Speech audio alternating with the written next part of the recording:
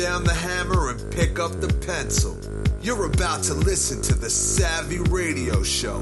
Learn from real-life real estate investors, experience revealed with the Savvy Landlord. Well, bang, you tuned in. All right, this is part 2. I'm glad that you came back to HR Myths, the best practices to grow your business must-haves. As I mentioned in the last podcast, if you haven't heard the last podcast, you should probably just stop where you're at right now. And if you don't know how to get there, go to savvypodcast.com and go get the last episode. I kind of do a better introduction real quick.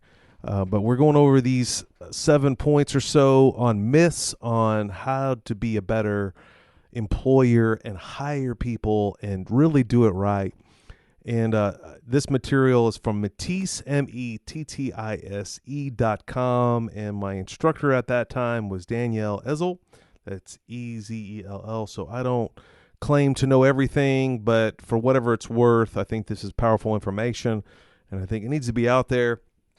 And let's keep on rolling. So we're on number 4 myth, and that myth is why people know my expectations. And I know this for a fact that this is just a Achilles heel in my mind. I'm assuming, and you may be like this, that I read a few books and someone may reference that book, that they have a complete understanding of that material. That's not the case. And the other case is that they may apply for a job, but they didn't know that it was intricate enough to do these key things. Not everyone, no one knows your expectations unless you communicate them to them. Communicate, never assume. I know it's pretty basic stuff, but I'm going to say this one thing over and over. I'm going to let the cat out of the bag right now because this was a powerful situation that I heard today. And it says, clarity is kindness. And when you're clear in your expectations, you're actually being kind to them. Because when someone doesn't know your expectations, and that might even be in a marriage, that might even be in a transaction with the seller. If you're not clear, it can get muddied, which can get frustrating, which everyone can get upset, and the deal could not close.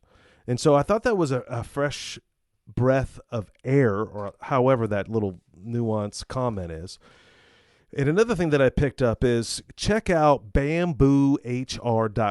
And this is a service that really helps you along in the HR process. And me dealing with 10 employees right now, roughly, in the accounting firm, roughly we hover around 12. And now with the new business coming online, Chiba Toasted Subs, Chiba Hut, we have about 40 employees coming down the pipe. And so I need to get my HR game rolling. And so the gal, Danielle, that ran this class, she suggested Bamboo HR. I have not had a moment to get over there, but I will because it's powerful. But here's something that's really interesting, that you need to give performance reviews. And, my accounting firm, we have done this in various forms of communication. We do these weekly check-ins. We do these one-on-ones. We do all this stuff. But I think that these are barometers or indicators that, we're all going in the right direction. The expectations are understood and people are working them. And they got this information. Well, these are 3 simple questions and values you can ask someone to do a performance review, maybe with their supervisor or even a peer-to-peer review of this individual. And I think this is critical for you to grow. And when you can identify where someone's struggling and where they need help, where they can grow together, you could really increase people's lives. The 3 questions, and they got this information, this gal got this information from Bamboo HR, but it says, what are some things that Sally does well? So, you might even just have this question for yourself or someone else as a coworker. What are some things that Sally does well? What are some things my partner does well? Here's another one. Number 2, how could Sally improve? Man, this is good. I mean, I really think it's important to learn where you're at and where you're growing and what you could be working on. And maybe they don't even see these things. We get blinders on because we're focusing on what we need to be doing or the job at hand. Here's another one. Question number 3. Does Sally's behavior reflect our values as the company? Imagine sending this or doing this with your coworkers. And we went into in great depth about the scale, like between 1 and 5. I thought that was interesting, and all staff should do this. And this was another tip that why going into this class was off the charts. But let's just say you have this organization and all the staff fill this out for this one employee, and then you get all the feedback. Then you get this incredible feedback. Then you can get it over to ChatGPT, and ChatGPT can do a summary, and then you can pass that on to the leadership. Ooh, come on, let's do this. All right. And so, and then everyone can be on it, and then you can get that information, and it's not directed from you or as a collective. It's just a summarizing of all the interviews that were taking place in this performance review that you need to do. Okay. And then let's get into the 1 to 5. So let me go with these questions again. 3 simple questions. What are some things Sally does well? How could Sally improve? And does Sally's behavior reflect our values? And rate that from a scale 1 to 5. Now, we went into the scaling situation, which I thought was pretty spot on, off the charts, really cool. And, between 1 and 5, and let's kind of go over these things. It says 1, strongly disagree. Something is very strong and likely not flexible. Number 2, disagree. Opportunity for improvement and frequently problematic. Number 3, natural, meeting expectations in their role. The reason why I'm reading these to you and explaining this, because sometimes you're just in a positive mood. Some people just always give everybody 5s. And sometimes people only give them 1s. Maybe they're pessimistic. I mean, whatever the case may be. But one thing is, a 3 is that they're doing their job. And so that was something that I got from this. And so when I review somebody or someone asks me to do a performance review from here moving forward, I'm going to dive in a little bit, and then I'm going to give an authentic response between these 1 and 5. Number 4 is I agree, does go beyond expectations of their role at times. Number 5, strongly agree and far exceeds the expectations for their role in this organization, in this company. And so for you to scale, you really need to be consistent in what you're doing and how you do these performances. And I definitely think you should have this out there. And if you need a copy of this somehow, I don't know how we can get you a copy of it, but maybe we can get this transcribed. But here's an interesting thing that I thought that was interesting when you're doing these reviews. And let's just say these reviews are coming bad and you really have a disgruntled staff member, or you're going to be letting this individual go over time. You could use these reviews. It's legal. It's, as a legal document. And, to be mindful, for everyone needs to understand what the 1 through 5 needs to be. But it's legally risky to give an overall generous rating when you actually have issues with that person. And so this has actually been in case log where, they've gotten all these great reviews for such a length of time because you were weak and you couldn't handle the confrontation, or the direct supervisor was passive. I mean, it's very powerful that this can come back to bite you later. So make sure you're authentic, and when you're doing your performance review, you're doing nobody any favors. You're not doing anyone any favors if you're giving somebody a glamorous review and they suck. Or here's something that she brought up too, Danielle, which she did a phenomenal job on the seminar, is that you go on Facebook or on some inkling or LinkedIn and, Sally, the greatest employee on the planet, did this, and you're hyping them up, and then you fire them 2 days later. So if you give a 1 or a 5, you must include the narrative, preferably with an example.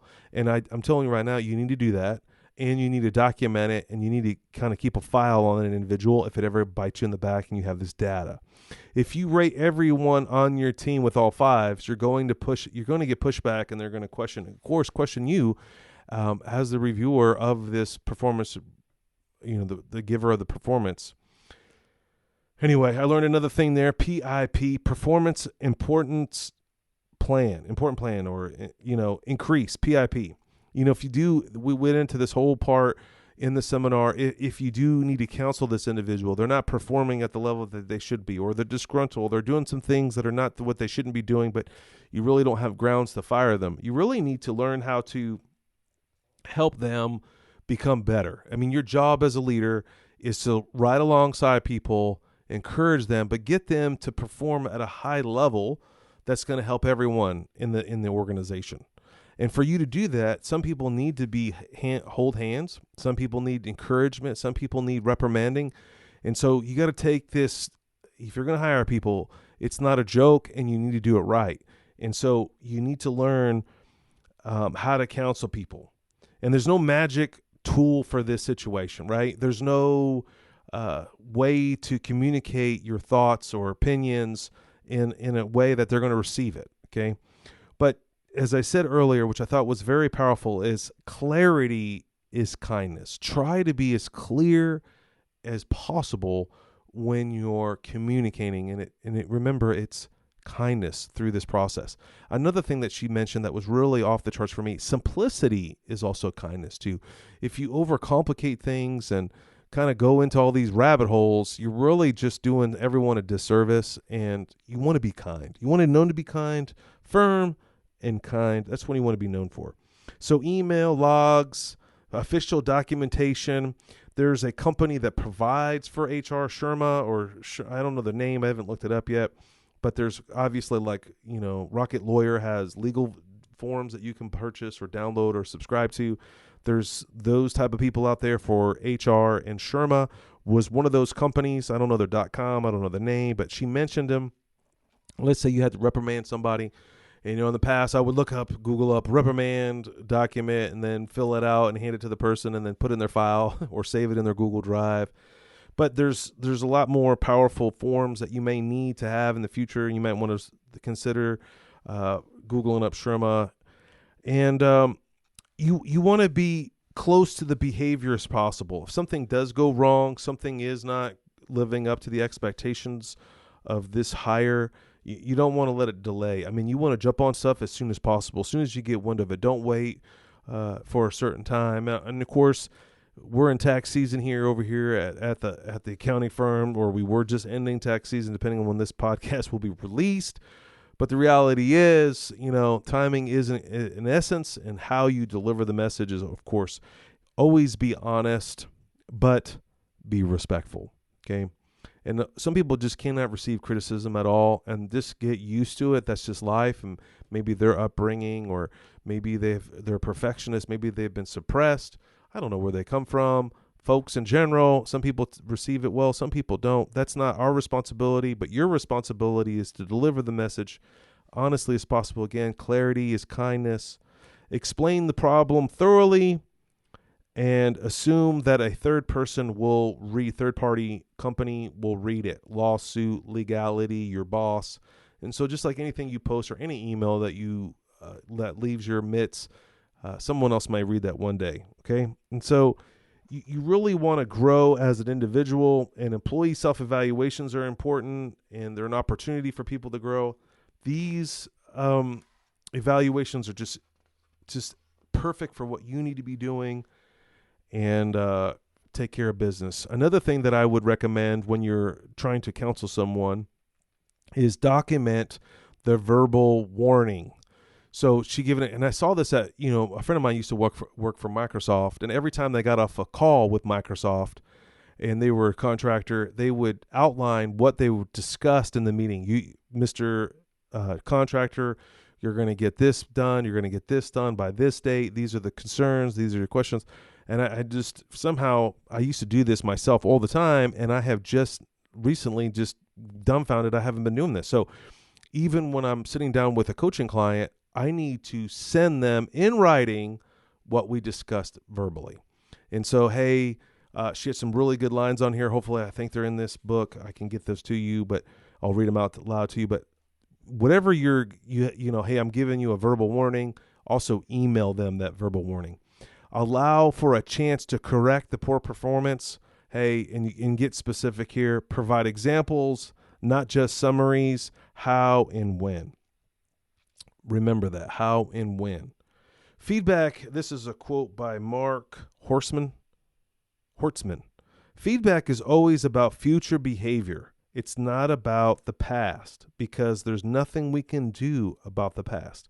Let me let that sink in for a minute. Okay. Mark Horstman said this: feedback is always about future behavior.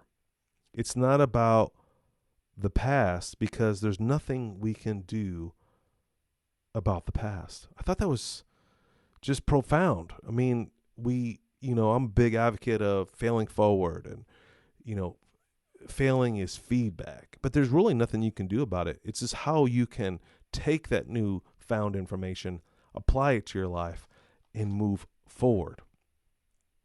Okay. Remember, when you're documenting, these things, it's when, who, where, what, why, and the consequences.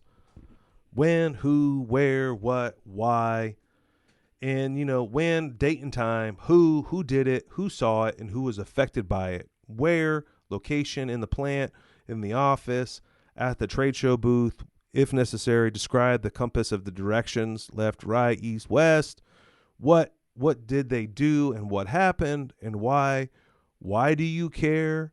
Why would a third party care? And of course, this could be for legal purposes, but you really need to get this dialed down. So it's when, who, where, what, why, and the consequences of it, which is extremely powerful. If you fail to deliver this document, you will be subject to discipline up to and including termination. This is one line that you should put in the email or the level of more correspondence that you're going to have. It's powerful. It's also a red flag for later. So don't say things like you have a bad attitude. You would say things like this. You come in every morning, greet one another, and snap off their head of the person that addressed you. You antagonize clients, berate coworkers, and slam doors and phone receivers. Your colleagues won't want to work with you, and clients have complained about your demeanor. Interesting. So I know this for a fact. I have this situation, or have had this situation in a company of mine, and it's just easy for me to say, you have a bad attitude. Well, they're not going to change. Hey, you got a bad, here's the reasoning whys. You come in, it's kind of specific. Here's another one. Your insubordination. Say it this way, like in response to your supervisor instructions, you threw a clipboard on the floor, called her an idiot, and then stormed off floor midway through your shift. This type of disrespectful abuse and behavior cannot be tolerated in the company. So you're kind of giving them an example there. Here's another one. Don't just say they're not a team player or they don't fit in. Again, this is critical in our business here at this company. But we say this individual doesn't volunteer to take on any new work, won't speak to coworkers unless forced to, refuses to take an overtime, needs to be more of a self-starter and take the lead on a project rather than being told what to do the next step. Man, that's just powerful. And then there's some other resources that you need to be aware of when you're kind of working and managing other people. There's a book called Radical Candor. I've referenced this before in my own little world. I haven't read this book, but it's by Kim Scott. If this HR or you really want to grow your team, you might want to consider checking out the book called Radical Candor. Parting ways. Now you're going to have to clip this individual. They're got to go. See ya. Wouldn't want to be ya. Okay, how do you handle that situation? Well, you need to provide a detailed termination report to the employee. Again, always assume someone will read it. Some court documents, you never know. And what you need to do, you document, okay, again, I've said this about 10 times, I'm going to say it one more time, document chronological the history when they started. And I do this all the time. I'm talking about with business transactions. I do this with employees. They came in, they said this on July 15th. This is what happened. Reiterate the prior counseling, the discussions and the warnings. You can reference emails. My partner is super good at that. We're always constantly in our firm, constantly thinking that we're going to get audited. And I would do the same for you. You need to think this way. One day you may have a labor issue. One day you may go to court over a discriminatory situation that you had nothing to do. And that just happened to me where an employee that we fired threw up the discriminatory situation. You know this as a landlord. This has happened for you, racial, whatever. Use phrases like you are either unwilling or unable to perform, or we have no choice but to terminate your employment. Keep this short and no details. Just they said this a lot in the meeting, in the class, that when you let someone go, it should not be a surprise to them. And, really just settled in on me, like, I've given them opportunities to correct this. I've educated them on the front end. I've documented, I've sent them an email. So when the time does come that you have to let them go and terminate them, it's not a surprise. There's something wrong, you employer, that if they get fired, like, why? What did I do? Then you have done a terrible job leading this individual. And I'm here to tell you that. Sorry. How do you know when there's harassment in the workplace? Well, man, your jokes, touching, are you creating a safe and respectful environment? Is it professional? Your dress, is it professional? So here is a workplace of harassment defined legally, okay? Discrimination, treating someone differently because of their race, color, religion, sex, origin, national origin, age, disability, or genetic information. So that's discriminatory, okay? Hostile work environment, your unwelcome conduct that is based on race, color, religion, sex, including pregnancy, national origin, age, 40 or over, disability, or genetic information. Retaliation, adverse action taken against an employee for filing a complaint or participating in investigation. We've read a lot about this in the tech companies. They just, boom, fire you, and then there's retaliation, okay? Here's another one. Quid pro quo. Quid pro quo. I am tired. Too much talking here. And, it's an exchange for doing something. Maybe it'd be a favor to do work. You do this for me, I do that for you. That's a no-go. And to define that legally, it says employee is subject to unwelcome conduct or advances, and the employee's reaction or required conduct affects the terms and conditions of the employment. Listen, you can't barter for certain things that you need, so get that right. And then every time you meet with someone, again, I mentioned this earlier, I was going to keep harping on this, you need to follow up in writing. Hey, we discussed this yesterday about a new policy and procedure. Send that email to them. I learned this, what's the recap? I've learned this from the general manager, who's an incredible woman. And, every time we do something, we went to the trade show, she is, what'd you learn? What's the recap? And it's just training us, me as a leadership staff, to document and maybe need to reference later. It also, as we're doing right now, as I talked about in the beginning of the last episode, the cone of learning, to gain and to retain information and to grow as an individual in personal development, education, and life is to teach.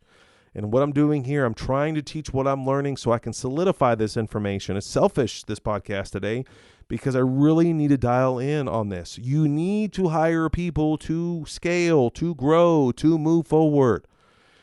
And if you are a bad hirer, me included, I need to learn how to be a better human resource individual. All right, now we're on number 6. The freedom of speech means, this is a myth here, I can post, I can say whatever I want, blah, blah, blah. That is not true. Workplace conversation, what's okay and what's not okay to discuss. What's okay to discuss is work-related topics such as projects, deadlines, and goals. That's it. Boom. What's not okay to discuss is personal topics such as religion and politics and relationships. Your pay, your issues of paying, payroll, whatever, oversharing of personal issues or experiences. And Danielle gave a bunch of great examples of just male talk, right? Or not just men, but just sexual situations. And I'm like, wow. And she gave an example of a social media post where an employee was videotaping her husband, kind of was rude to their children, and that it was okay to do that. And it was a kind of cringe moment. And it was a dog service business that saw this Facebook post of this employee's husband kind of berating a child, and like you could tell with the video that everything seemed to be okay. Like that's normal how we handle life, is berating a child. Well, a lot of those, for some reason, this person was very active and social, and a lot of the customers of this dog service business saw this video and went viral about the kind of abuse or the berating of a child. And they were like, I don't want that individual ever touching my dog or serving my dog or grooming my dog again. And this may be grounds for termination, but you need to have a social media policy added to your employee handbook. And that's where the Sherma people came in. They have that. And even my own firm here, we are going to have that added to our handbook ASAP. Ricky, what is our social media policy? You need to add one. If you don't have one, you need to add one. And and another thing that's I think is very critical, you may have an HR book that you've copied from someone else, that you emailed it to cover yourself for legality purpose, but it hasn't been updated in 20 years. A tip that I received there with a amazing HR person that was in the room suggested that every year the company sends out a new updated version by email to the staff members, and they had a staff of 300, that they all need to sign off on it. Now, that's mainly more of a corporate aspect, but listen, you need to cover your bases. And of course, you're going to do this by email, but if you do not have a social media, controversial, added to your policy of your handbook, you need to get it done. Freedom of speech, does it protect employees on social media? Well, you need to have that clause or that new policy in your thing. Again, I beat you about 5 times here. Freedom of speech laws are designed to protect individuals from censorship and allowing them to express their opinions without fear or retribution. However, don't you like that word? However, when it comes to social media, many employers are concerned about the potential for employees to post inappropriate and damaging content. For example, another example is like, what if an employee says something bad about the company? They're disgruntled because they had a hard day. I don't know what it costs. Like, they work at McDonald's and they said the burger sucks. I don't know. But here's 5 reasons why employers can terminate employees based on social media post or social media use. Okay. And so inappropriate content, employers can terminate employees. Now, you make sure you have to have this policy in your handbook, but here's some things that you need to know. Inappropriate content, employers can terminate employees for posting inappropriate content on social media. Now, how do you define that? It's kind of loose, but you figured it out. Number 2, negative comments. Employers can terminate employees for making negative comments about the company on social media and or their subsidiaries, subs, you got me. You feel me? The derivatives of the other company. Harassment. Employers can terminate employees for harassing other employees or customers on social media. So don't take your frustration out on social media that you blasted this individual. You're dumb. Don't do it. Unprofessional, and it's just rude. So don't do it. Violation of company policy. Employers can terminate employees for violating company policies on social media. And you got that. You can figure that. Misrepresentation of the company. Employers can terminate employees for misrepresenting the company on social media. For example, you have a policy and you're telling other people that policy doesn't exist, or you're saying that this policy does this, but it doesn't do that, or you change it. Okay. Again, what I noticed that this Sherman company that she mentioned, which I need to Google it up as soon as we're done here, that you can keep an active living document online through this HR company of your handbook, and that it's a living document. And then when you add a new policy or when something that comes into play, you can add it, and then you can shoot it out to people and have them sign off on the employee handbook.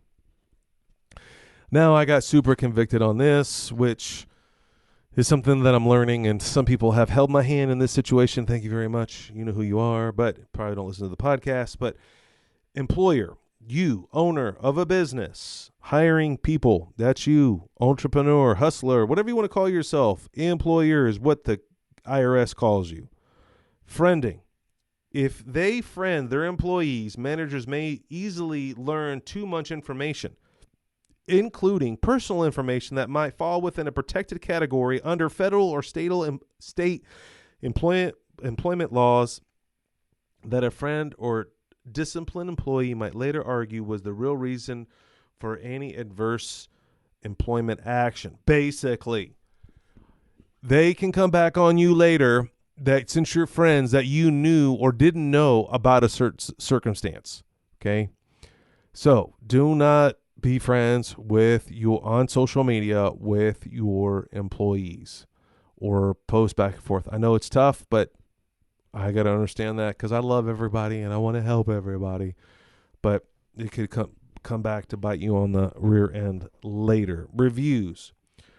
So 2 things that you need to avoid. Friending folks, and another one is reviews. Suppose a manager recommends a new employee on LinkedIn, providing glowing recommendations. Fast forward a few months later when the employee is doing a terrible job and is terminated. Even if the fired employee has received a bad performance review, by then the terminated employee is likely to point to a manager's recommendation on a social media networking site as evidence that his or her performance was satisfactory. Again, you're setting yourself up for failure and you're setting the other company that you diss this person onto.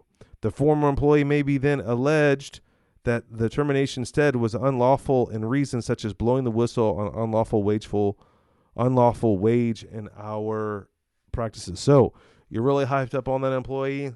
Don't tell them on social media. Number 7, we're getting to the end of the road. I know why we broke up.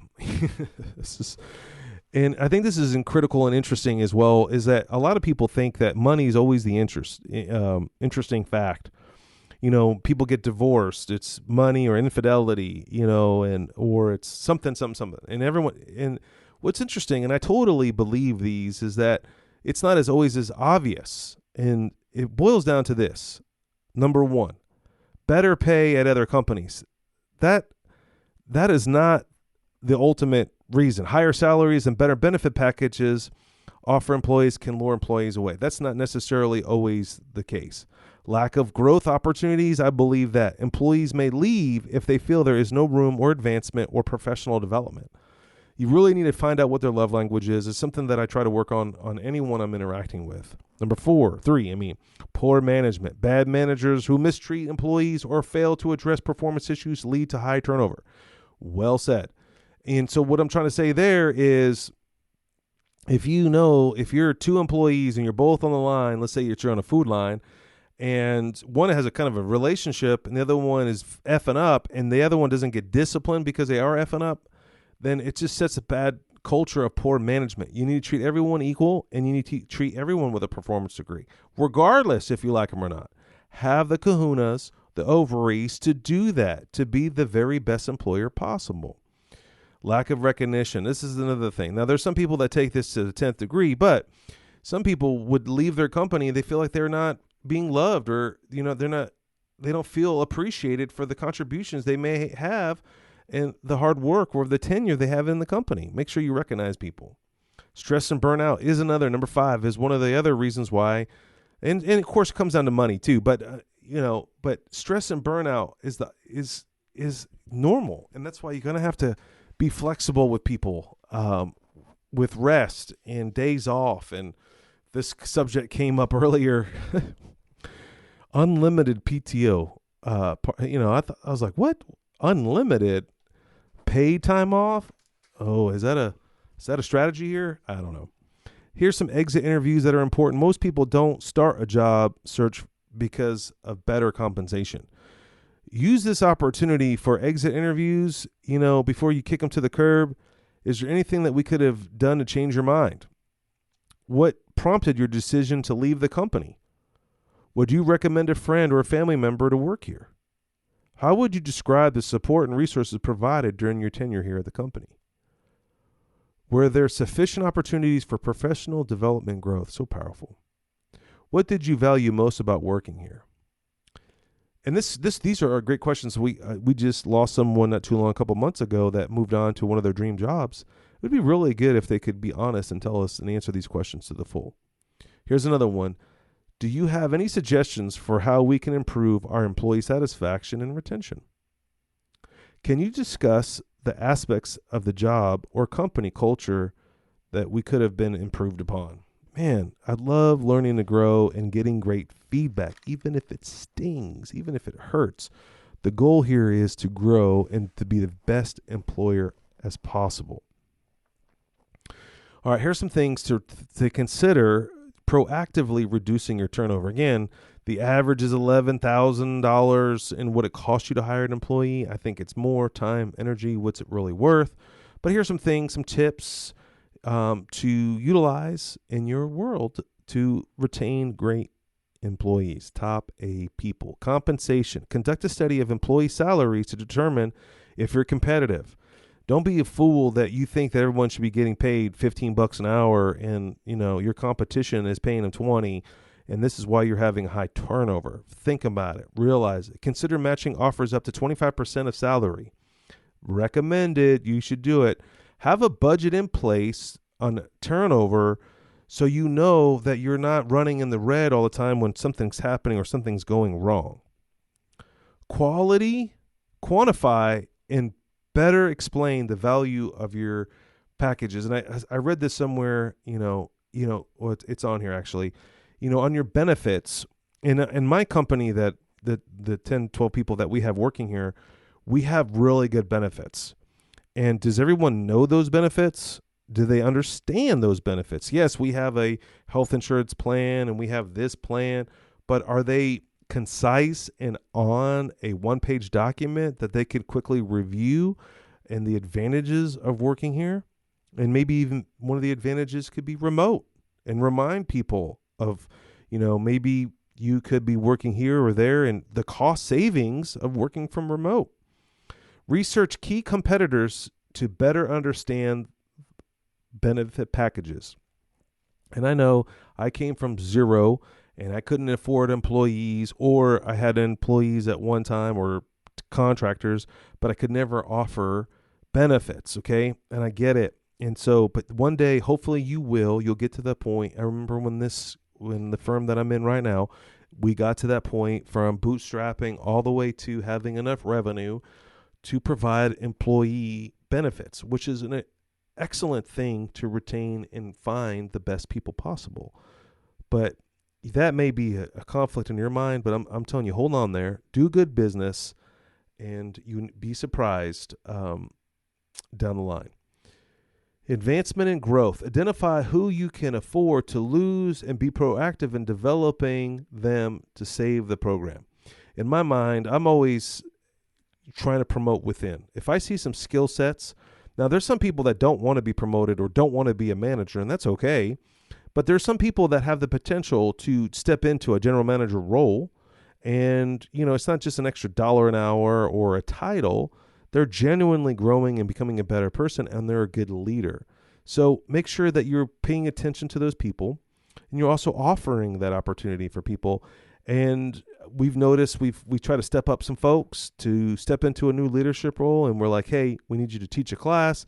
Hey, we need you to write this policy and procedure. Hey, how would you handle this? And that person couldn't do it. And so there's our answer on advancement and growth.